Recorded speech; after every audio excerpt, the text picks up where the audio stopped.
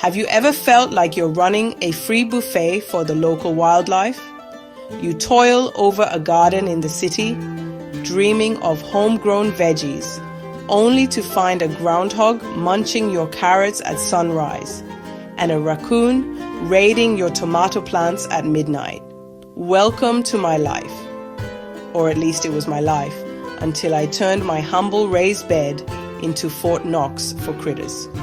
Today, I'm going to share the story of how I battled wits and wills with these furry intruders and finally won, with a DIY solution that any beginner urban gardener can pull off.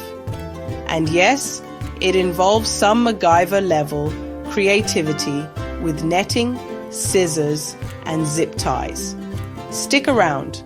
This is one garden tutorial you don't want to miss.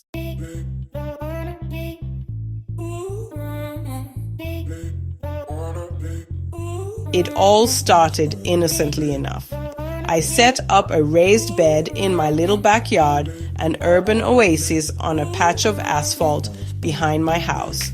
I was proud of my baby spinach, tomatoes, and herbs, but I soon discovered I wasn't the only one enjoying the greenery.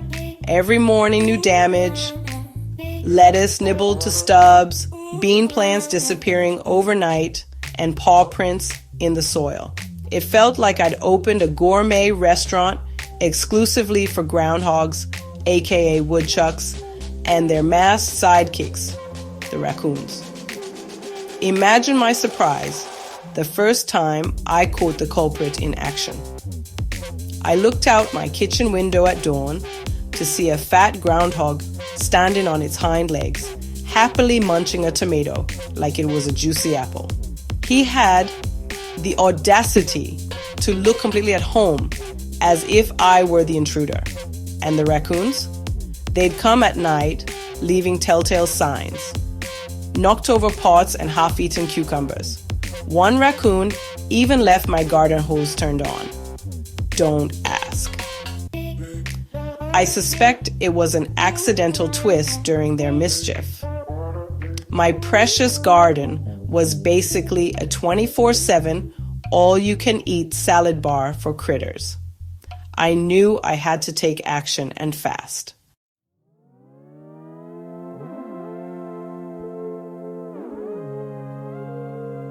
Thus began the Great Garden War. Armed with advice from the internet and well-meaning neighbors, I tried everything to defend my turf. Ammonia-soaked rags. I soaked old rags in sudsy ammonia and tied them to stakes around the garden's perimeter.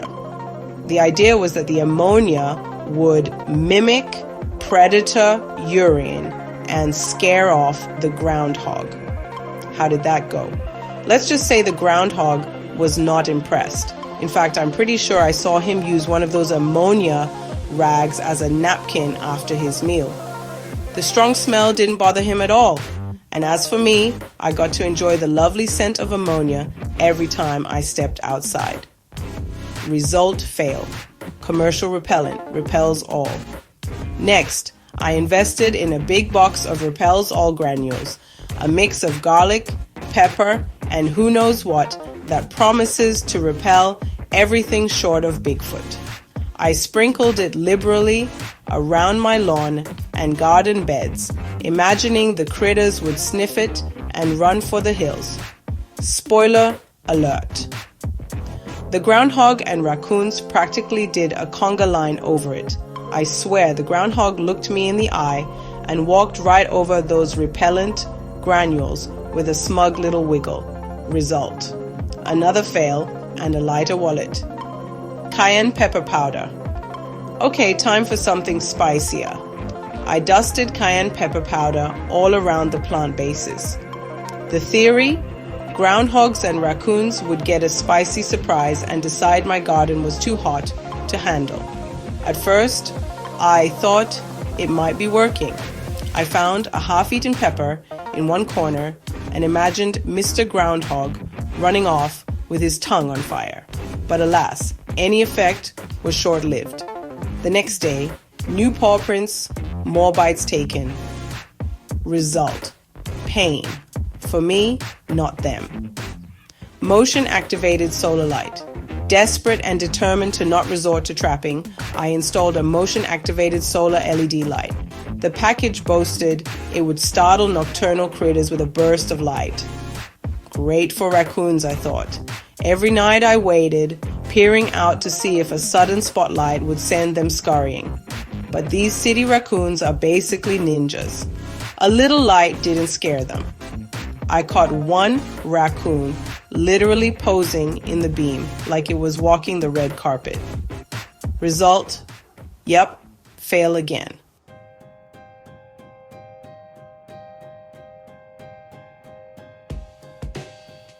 By this point, I was at my wit's end. I had essentially created a spicy, stinky, well-lit obstacle course for myself, while the groundhogs and raccoons treated my deterrents like new decorations in their playground. The scoreboard read, Pests 4, Gardener 0. I even considered the ultimate nuclear option, a full-on fence around the garden. But in a tiny urban yard, building a fence is tricky and expensive, especially one that actually works against groundhogs. Experts say a proper groundhog fence needs to be about 3 feet high, with 1 foot buried underground, and maybe even bent outward at the base. That wasn't happening, nor did I have the budget or space.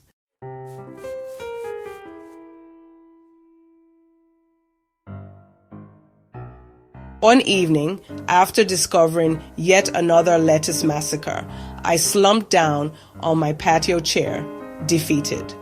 Picture me with a 1,000-yard stare, shaking my fist at a retreating groundhog like a cartoon villain swearing revenge. I realized I needed a new strategy. Something foolproof, affordable, and humane that wouldn't rely on constantly reapplying smelly stuff or praying to the rain gods to stay away. I needed to outsmart these critters.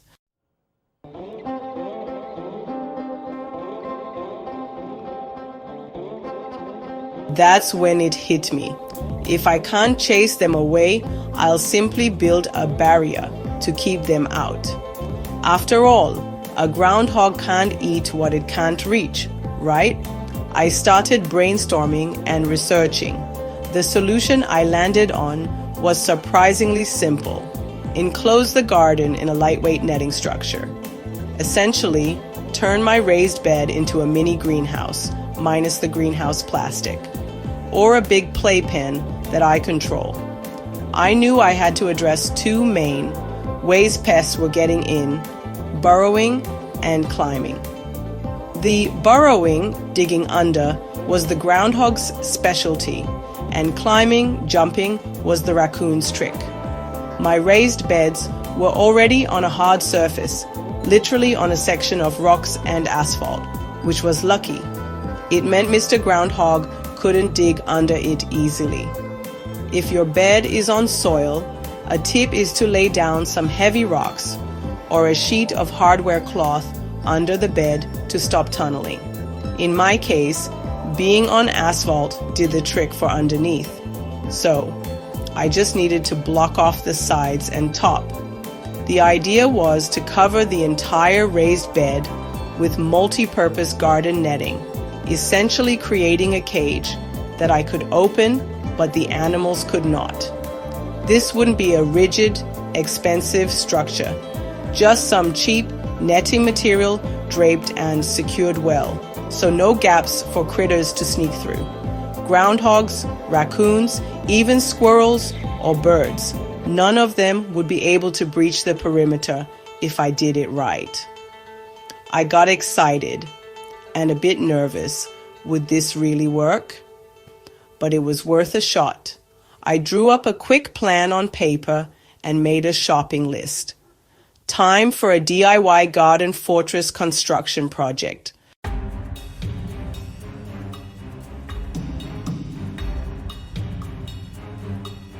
Before getting started, I gathered all the materials I'd need.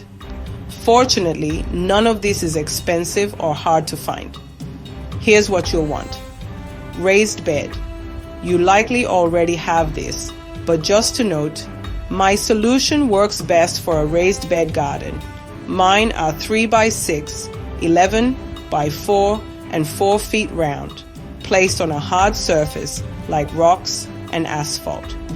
If yours sits on open soil, consider lining the bottom with wire mesh or placing pavers around it to stop diggers. Multi-purpose garden netting. This is the star of the show. It's sometimes called wildlife netting or bird netting. It's a lightweight mesh, usually black or green, that lets sun and rain through but keeps animals out. Make sure to get a piece large enough to cover your entire bed with excess. I bought 2 rolls to have plenty of coverage. Scissors, good scissors, or garden shears for cutting the netting to size. Netting can be snippy to cut, so sharp scissors help a lot. Garden hooks. These are black plastic stakes from the dollar store, or you can use the U-shaped metal stakes. They will secure the netting to the sides of the bed. Plastic zip ties, cable ties. These little guys are crucial for fastening the netting to itself or to any frame, hoop. Get a pack of medium length ones. Clothespins or clips. Regular clothespins, the spring kind, are perfect for this. They will be used to clip the netting to the side of the bed, but also allow you to easily open it when you need to get inside the bed to tend your plants. Optional, hoops. I added 4 rebars on opposite side of the bed that connect the sides with PVC pipes to prop up the netting. This just helps the netting not sag onto your plants and gives it a tent-like shape. Hoops or a DIY frame, even made from some sticks, are helpful for keeping space inside. Optional, bungee cord or twine. A short cord to tie up the netting when rolled back for maintenance. This just makes life easier if you want the netting to stay in place while open. Got everything? Great. Now let's build this thing.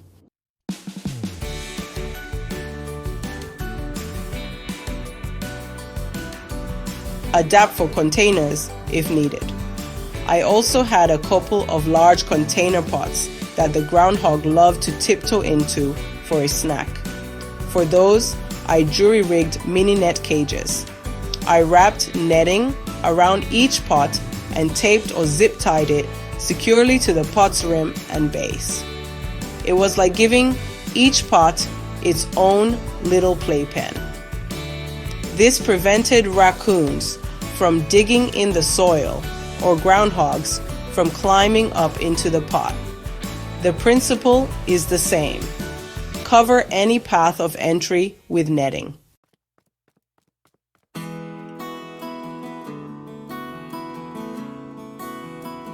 The true test came the next morning. I felt like a kid on Christmas, waking up early to see what gifts or coal awaited. I peered outside at dawn. The raised bed was safe. Nothing seems to change from the night before. Groundhog 0, DIY Fortress 1. Over the next week, I kept a close eye. My plants remained untouched, growing happily behind bars, nets. The garden finally started to flourish instead of getting chomped to stubs. Victory was mine.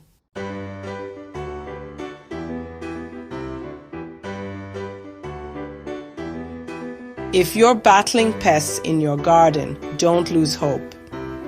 With a little creativity and some inexpensive supplies, you too can build your own garden fortress. It might look funny, and your neighbors might raise an eyebrow, but when you're finally biting into a homegrown tomato that you got to eat instead of the groundhog, it's absolutely worth it.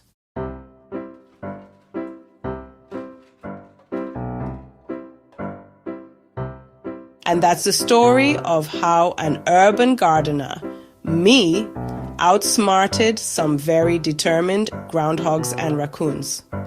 If I can do it, so can you. If you enjoy the video, please feel free to subscribe to the channel. It really helps me out. Happy gardening!